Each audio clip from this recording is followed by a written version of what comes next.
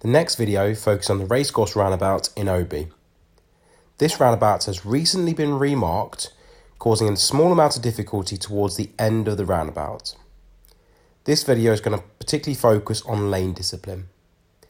As you approach the roundabout, pick up the right hand lane, check your right hand door mirror to look for overtaking traffic. Run through your normal routine, mirror, signal, reduce speed and change gear. As you approach the roundabout, we're going to pick up the right hand lane.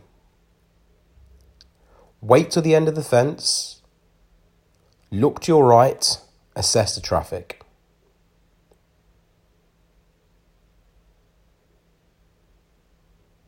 There is no rush to enter the roundabout. Take your time, your gap will come. As we turn around the roundabout, pick up the dotted white line, do not cross it. As we reach this point, you're heading out towards the bollard. Try to avoid cutting the lines. Centre mirror, signal left. Watch for traffic overtaking to your right.